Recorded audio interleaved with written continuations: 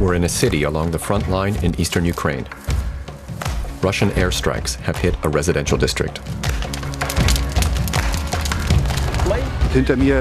You can see behind me the fallout of this war.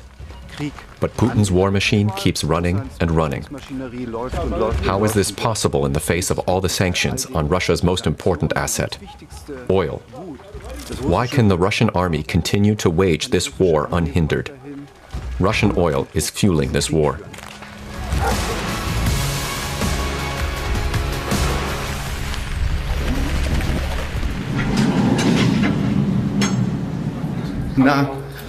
Nice to meet you. Das ist Vadim. Hello. Der hilft uns heute beim He's going to help us interview Mr. Podolyak, a governmental advisor to Ukraine. Berater der Ukraine. Ja. The Ukrainian government has been complaining for years that the oil sanctions are ineffective. They repeatedly point out loopholes in the embargo. Unfortunately, the sanctions are not working adequately. Russia has found ways to circumvent them, including the sanctions against companies that sell raw materials on the international markets. Petroleum products are their most important source of income. They provide the primary financing for Russia's military-industrial complex and mass recruiting drives. Those who help Russia evade the sanctions risk severe penalties, which is why the smugglers operate covertly. How does Russia manage to circumvent international oil sanctions? What are their methods? These are all questions we want to answer. But our research doesn't begin here in Ukraine, but on the Baltic Sea, not far from Germany.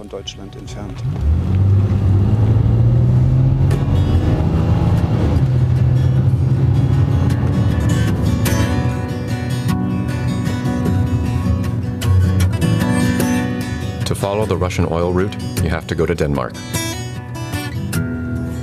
The journey leads to a strait in the Baltic Sea, some 12 kilometers wide.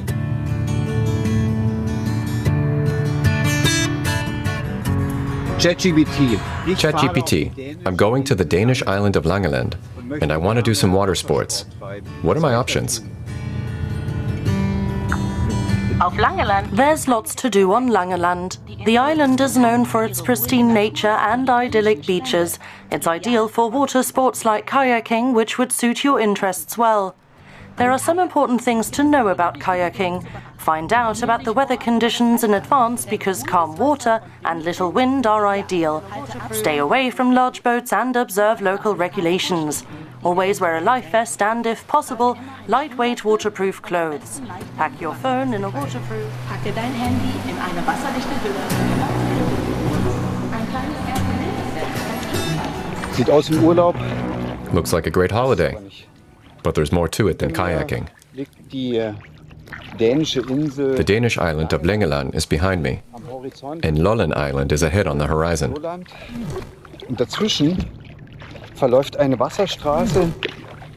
The strait between them is the Baltic Sea's maritime gateway to the world. We'll soon see what that has to do with Russia and sanctions. Das werden wir uns gleich hier ansehen. How does Russia get around the oil sanctions? My years of research have brought me back to the Baltic Sea and to the tankers carrying Russian oil. There's a tanker off to the left that's still empty. You can tell by the red line it's still riding high in the water. If we look to the right, we can see a fully loaded tanker sitting low in the water. You can see this every day between Langeland and Lolland.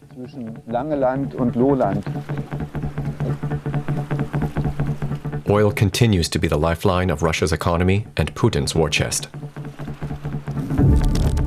In October 2024 alone, more than 200 million euros per day flowed into Russia's coffers, just from the sale and marine transport of crude oil. Roughly another 170 million euros daily comes from the export of petroleum products like diesel and gasoline. Billions are flowing unchecked and financing Putin's war chest every day, despite the severe sanctions imposed by the West. The EU has forbidden all imports of Russian crude oil and petroleum products by sea. In addition, the G7 nations and Australia have imposed a price cap of $60 per barrel. Any tanker transporting Russian oil sold for a higher price loses its insurance coverage and thus access to most ports worldwide. The intent is clearly to prevent the Kremlin from using its oil riches to finance the war.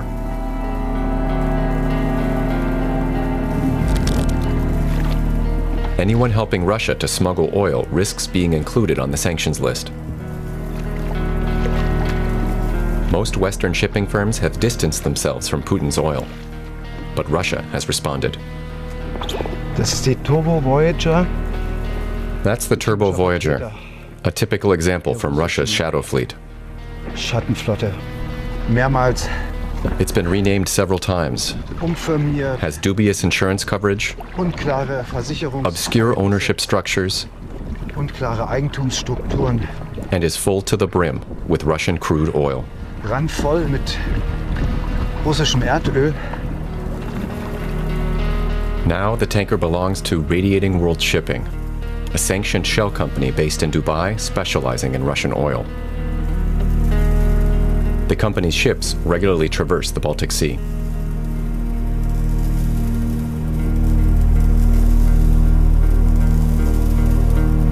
On August 10, 2023, Indian sailor Vikram Patel was aboard one of the firm's ships.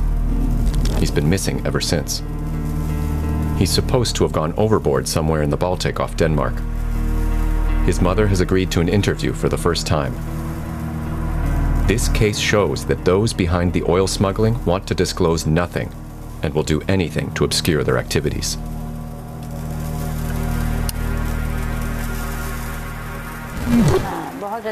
He had a friendly soul and was a very good man.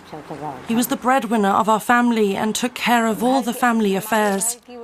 We depended on him for everything, financial and otherwise. The family of the missing sailor has repeatedly demanded information from the shipping company. We've asked them several times to tell us where he was last seen, so we would know exactly where he disappeared. We've tried often, but the company refuses to help us. Kamala Patel has taken legal action in India to find out what really happened to her son. The conclusions filed in the investigative report are contradictory, sometimes claiming that Vikram was sick and taking drugs, other times speculating that he had gone for a cigarette, lost his balance, and plunged into the Baltic Sea.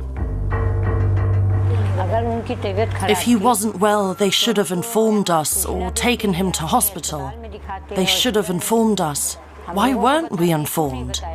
He'd had a medical exam and he was fine when he went on board. For Vikram Patel's family, the search for the truth is a grueling ordeal. They want to find out what happened, but those responsible are concealed behind an impenetrable corporate structure. According to court documents, the ship is managed by a subsidiary of the Russian Lukoil group. But searching for it in international ship databases is futile, one of many inconsistencies. The tanker's insurance company, which would have to pay in the event of an accident, is also questionable. The Russian Ingolstadt insurance company is also on the sanctions list. Every trail ends in a labyrinth of obscurity. Vikram Patel was a sailor on a tanker that circumvents sanctions, transports Russian oil, and operates in a network of deception and concealment.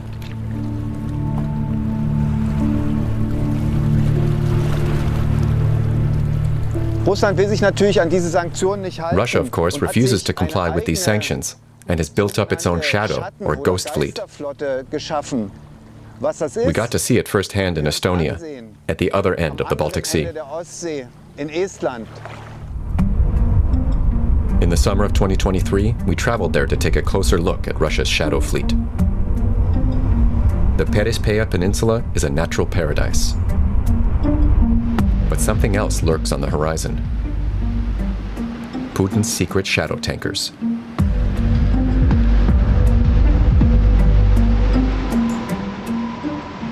We're planning to sail out on the Baltic Sea, where many old tankers are waiting to enter Russian ports. Their mission is to transport sanctioned Russian oil across the world's oceans. The decrepit tankers pose an enormous environmental threat to the entire Baltic Sea. Our skipper is already waiting for us at the port. Sure. Here and here. And then this needs to be on the legs. Okay. We have called to the Coast Guard, so they know that we are heading there and having a day over there. So I hope everything goes safe. Yeah. Thank you very much. It's a good feeling.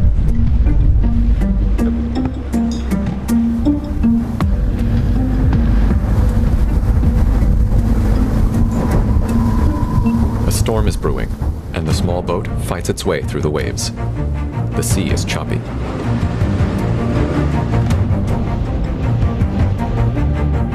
I made a call to authorities who patrol here with the boats. And they say that most of them are waiting for the job to head to Ustluga. Ustluga. They go to Ustluga. Shadow tankers ply the international waters off Estonia, waiting for permission to enter one of 3 Russian ports. Their destinations are the oil terminals of Ustluga, St. Petersburg, and Primorsk. As far as I understand, it's all about the sanctions. The more sanction came, the more the number of the boats raised. Each of the many orange dots on the display represents a tanker, which we can follow and identify using this ship tracking service. It's an indispensable tool for tracking down Putin's shadow fleet. The first ships lie at anchor ahead of us, and we soon discover our first subject of interest.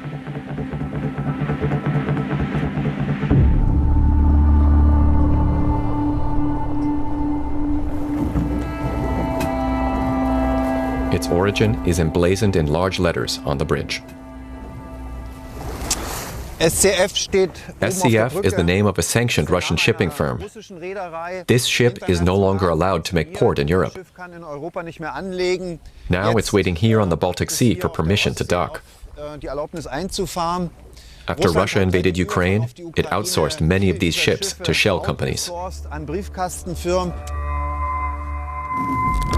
SCF stands for Sovcomflot, Russia's largest fleet operator. The US has placed the Sakhalin Island, along with 13 other tankers, on its sanctions list. According to US authorities, the aim was to target the Shadow Fleet's covert activities. The Sakhalin Island is a typical shadow tanker. The 20-year-old ship, like around 100 others in the SCF fleet, has been sold back and forth repeatedly between shell companies. The true owners are almost impossible to identify. This concealment tactic is a hallmark of the Shadow Fleet.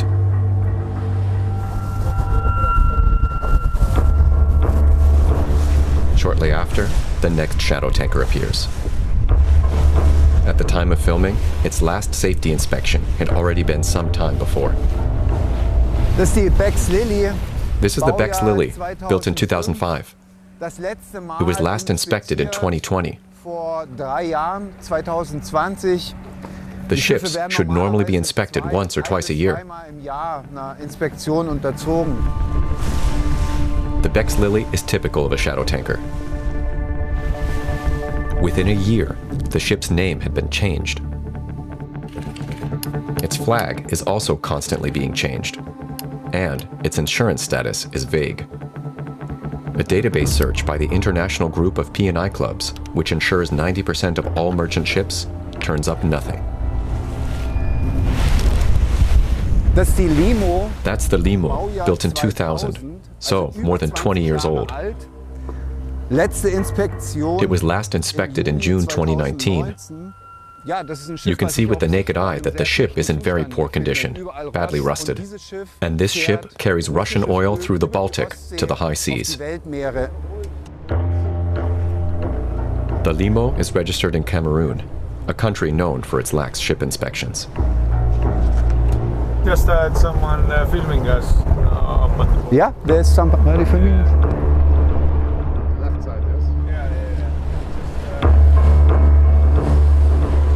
The Limo has been registered under 6 names. Most recently, known at the time as the Crete Island, it appeared in US court documents. In January 2019, oil was pumped from an Iranian tanker onto the Crete Island in a clear violation of the Western embargo against Iran. Iran has been circumventing sanctions for years, and in doing so, has essentially provided a model for Russia. In the midst of our journey between the tankers, something unexpected suddenly appears in the Gulf of Finland. Interesting what can show up here in the Baltic Sea. That's a submarine. The Russian sub is moving slowly eastward.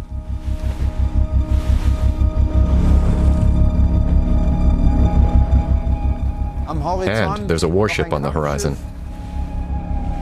The Russian frigate Kazanez was built in the 1980s at the Peene shipyard in Wolgast, Germany. It shows how important this sea route is for Russia. The oil is carried from here across the Baltic Sea to the Atlantic.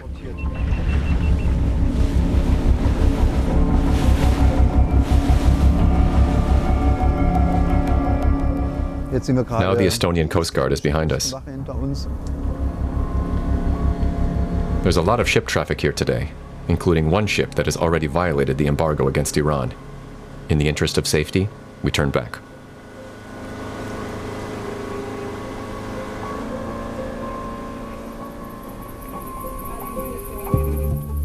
The trail began in the Gulf of Finland and leads to a regime that has known how to skillfully evade sanctions for decades.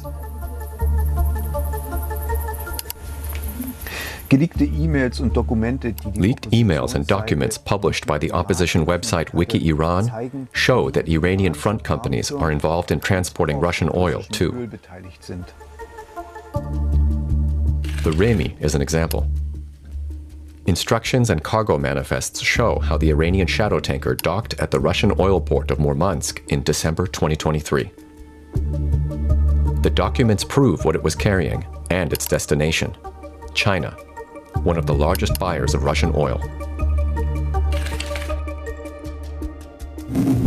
Since invading Ukraine, Russia has found an ally in Iran.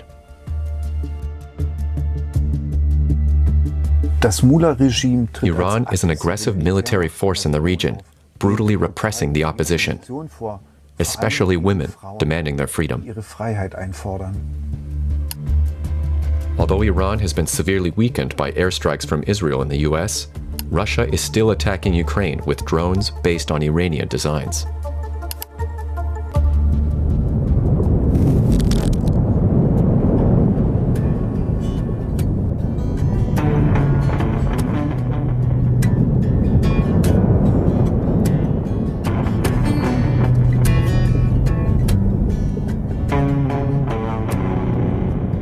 To circumvent the sanctions, Russia has not only acquired a shadow fleet, but is also using a very simple trick to conceal the oil's origin. We saw how this works in Greece a few months after the war began.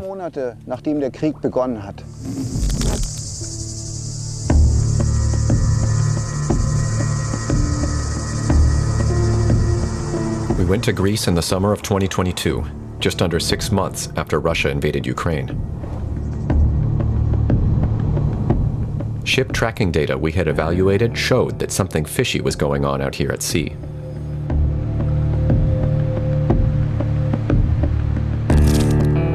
We headed to the small port town of Githeo, where we could follow the trail of Russian oil.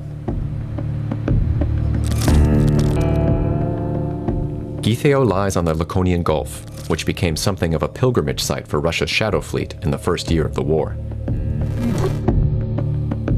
On the ship tracking charts, we followed more and more tankers from Russian Baltic ports and the Black Sea entering international waters off the Greek coast. At the port, we hired a skipper and his boat to take us out to the tankers. It later became clear that we could not entirely trust him.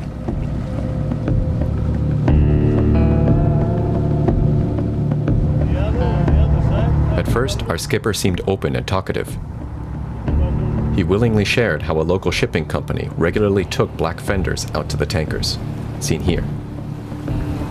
Occasionally, he too went to foreign ships for the company. Russian tanker. Yeah, Russian. All Russian. Yeah.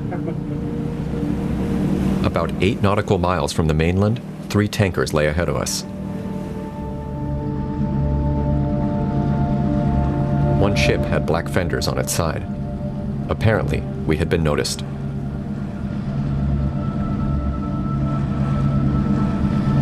Because our skipper got a call.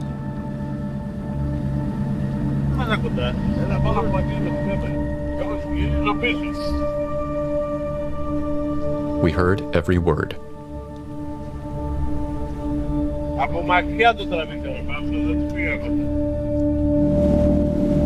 Our expedition had come to an end.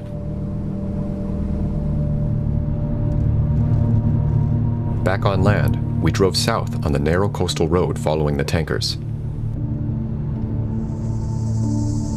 From a hill, we could see the Mediterranean and the tankers in the distance, crowded together on the water. Those are the same ships we saw this morning. They've paired up, 4 ships in total. We suspect that oil is being pumped from one ship to another in order to prevent the oil from being traced to its origin. It's easiest to do that when it's being carried in a tanker that hasn't come from a Russian port. We're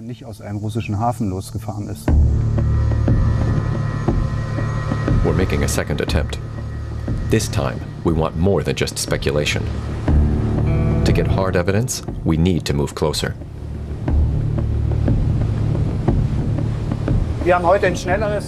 Today we're on a faster boat, with a chance of getting closer. On the chart, I can see 2 tankers that have come very close to each other and have reduced their speed.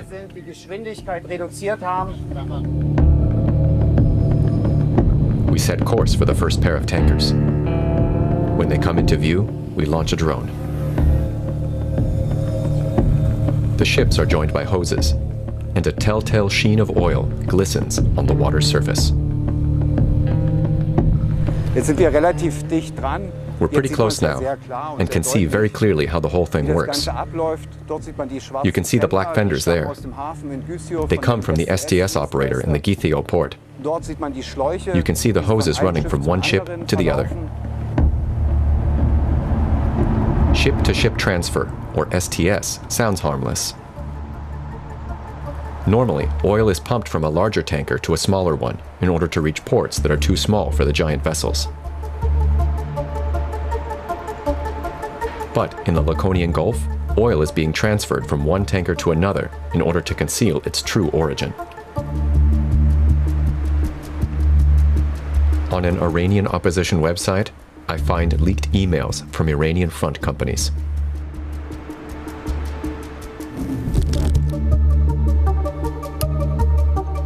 They show that Russia's partner, Iran, has long been using STS in the Persian Gulf to smuggle sanctioned oil.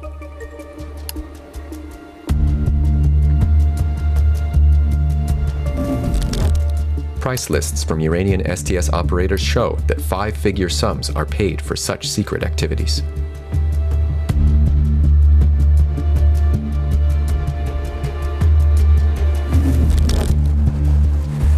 A few nautical miles further, we encounter the next ship-to-ship transfer. The ship bearing the logo of the Russian SCF State Shipping Company was last seen in a Russian oil port in the Baltic Sea. We've just circled around and seen that the one vessel is transferring oil to the other.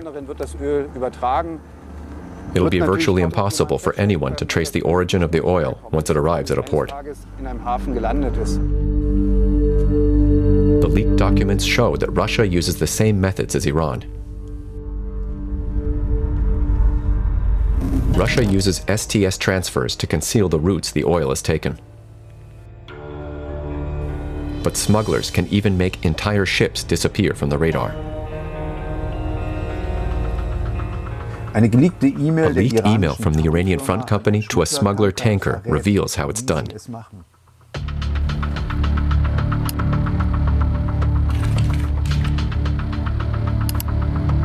Khor Fakkan is an inconspicuous port in the United Arab Emirates, 70 miles from the Iranian mainland.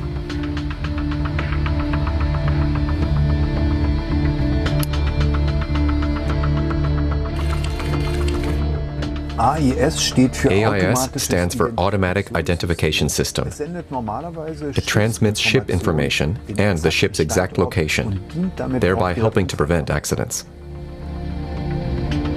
But this is where simulation software comes into play. It sends a false signal, making it appear that the sea opera is still off the coast of the Emirates. In reality, it has set course for Iran.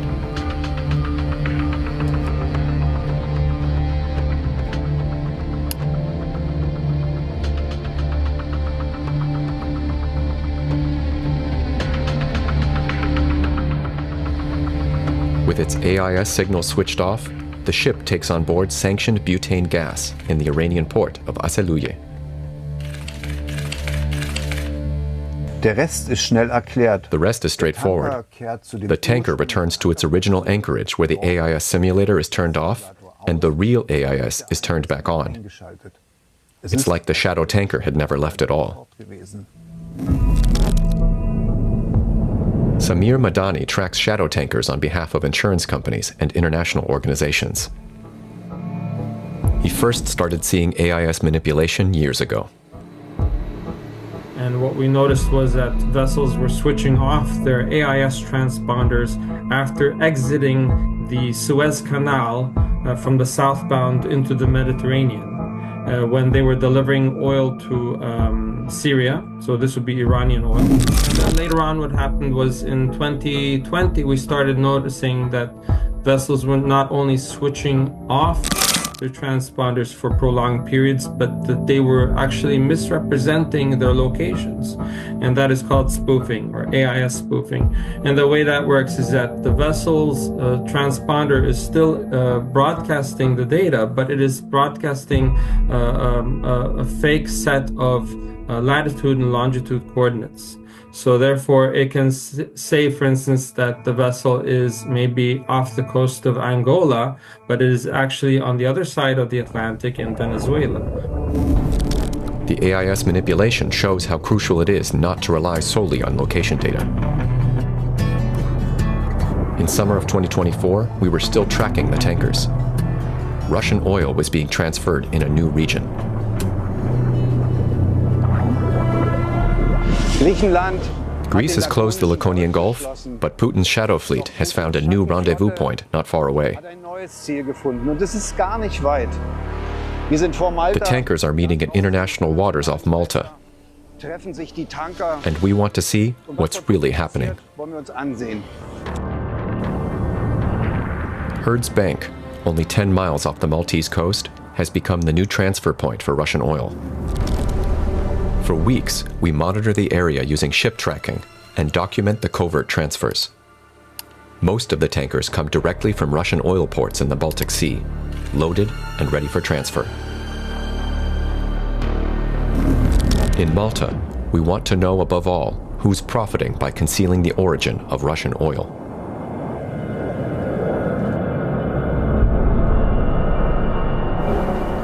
Es bedarf natürlich auch immer Operators or companies are always needed to supply the equipment, like the black fenders that are placed between the ship's sides.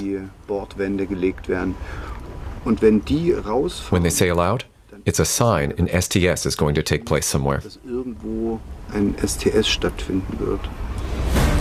Time to set out. In the morning, the STS operator's boat is on Herd's Bank, presumably to deliver equipment for an upcoming ship-to-ship transfer to one of the waiting tankers. We sail out to the anchorages where the tankers are waiting.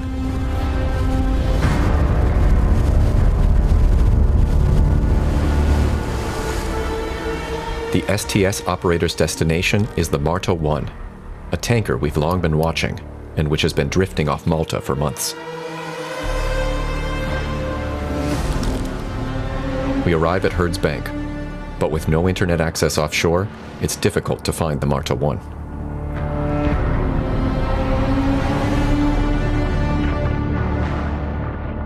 The problem is I'm off now here.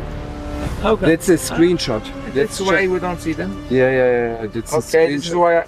why. The last position was anywhere here in this area.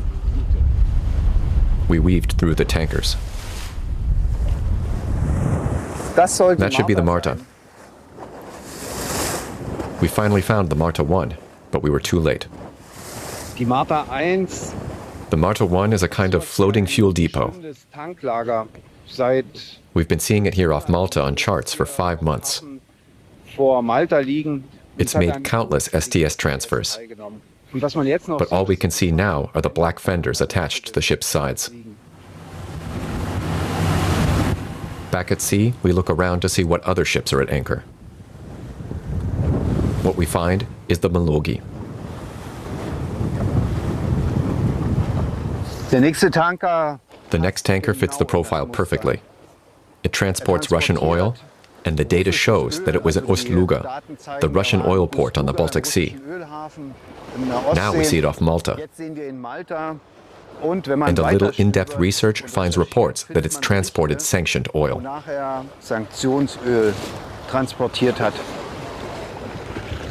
The tanker was allegedly part of a criminal network with ties to Germany, stretching from Venezuela to Russia and China.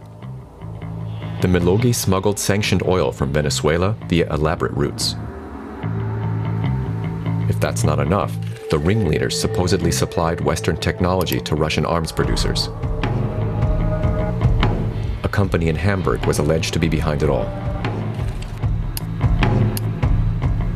The US indictment from fall 2022 lists 2 men as joint owners.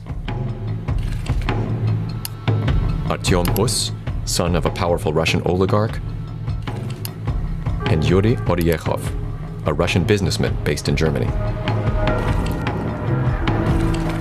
The indictment quotes SMS messages from their communications in which they give detailed instructions for the tanker. The content was familiar.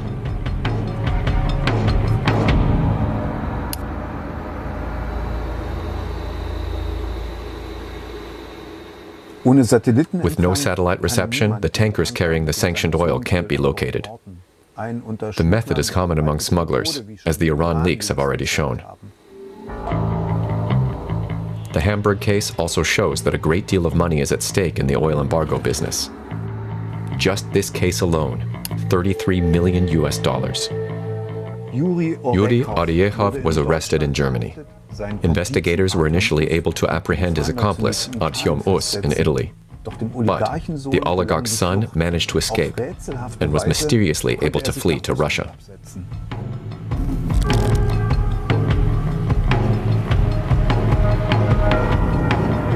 There are companies that openly and visibly profit from the trade in Russian oil. Today, we're able to observe them in action.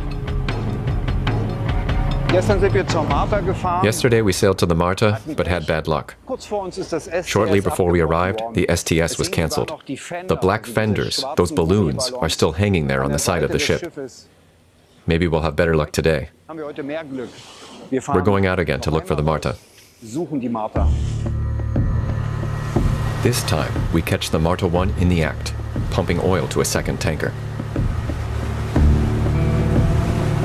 We had seen such ship-to-ship transfers in the Laconian Gulf. Through the drone's camera, we can see fenders and hoses.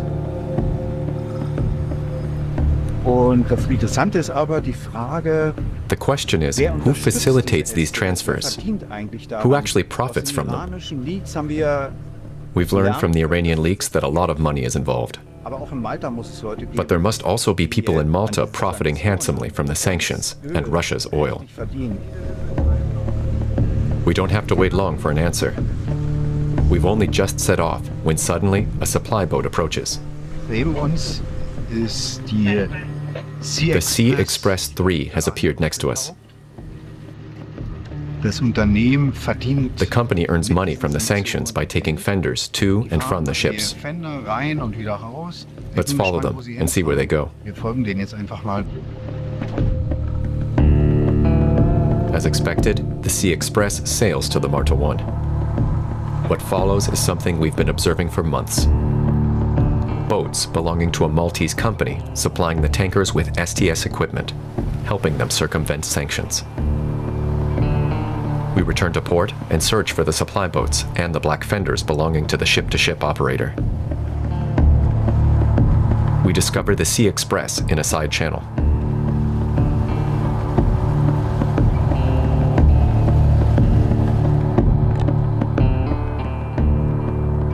At the heavily guarded entrance, we ask for the company head, explaining that we want to ask about the STS operations and sanctions. No one is willing to talk to us on camera.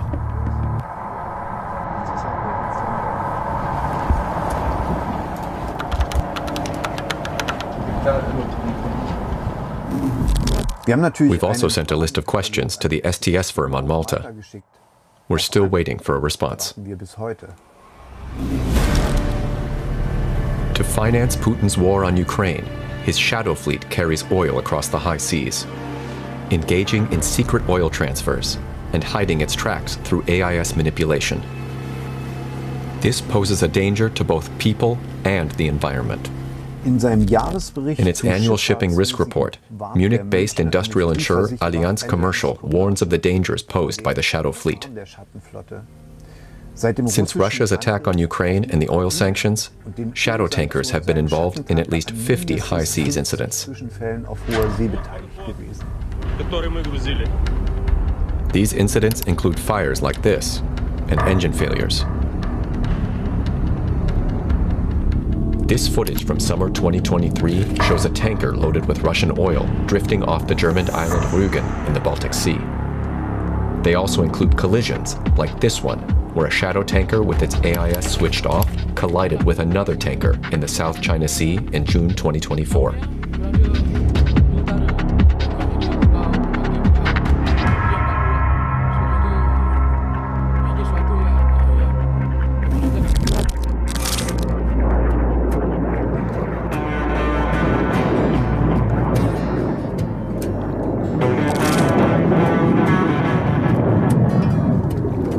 Military jets circle over the shadow fleet in the Baltic Sea off Denmark. In November 2024, signal flares were fired at a German military helicopter from a Russian shadow tanker. The situation could explode at any time.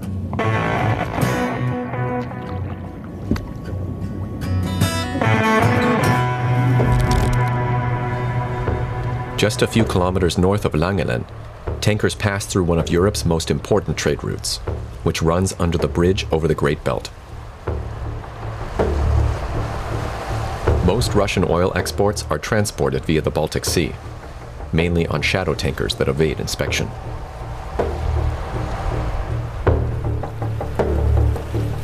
But in mid-December 2024, the EU took action, adding 52 ships to the sanction list, bringing the total to 79.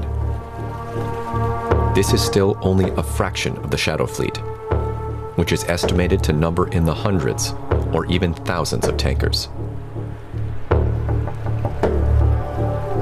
Just how inadequate the list is became apparent shortly after the new sanctions were adopted.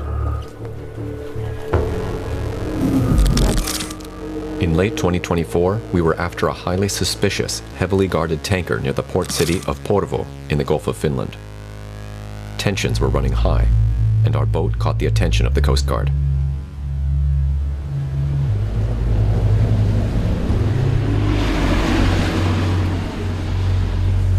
Hello. The officials checked our passports, then allowed us to continue. We came within 500 meters of the shadow tanker. Also wir sind jetzt 40 Kilometer von Helsinki entfernt. We're off the coast 40 kilometers from Helsinki, with the Eagle S behind us. Ein russischer Schattentanker A Russian shadow tanker that left Ust-Luga just before Christmas, carrying 35,000 tons of gasoline, and has now been detained by the Finnish Coast Guard. The ship is suspected of severing a power line. The charges are serious. The crew is alleged to have dragged an anchor dozens of kilometers across the seabed, destroying the Estlink 2 power cable connecting Finland and Estonia.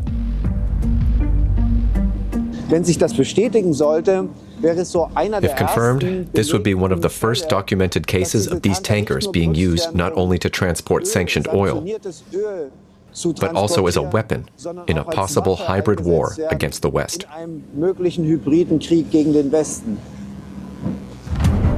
The Eagle S meets all the criteria of a shadow tanker, but is conspicuously absent from the EU sanctions list. This is an oversight.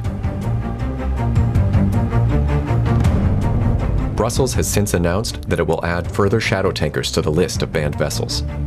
Russia is believed to be using its shadow fleet to wage a covert war against the West.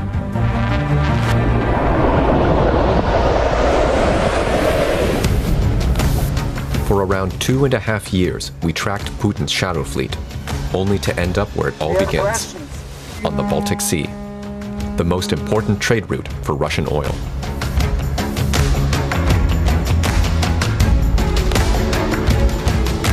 Our research has shown how Russia is circumventing the sanctions.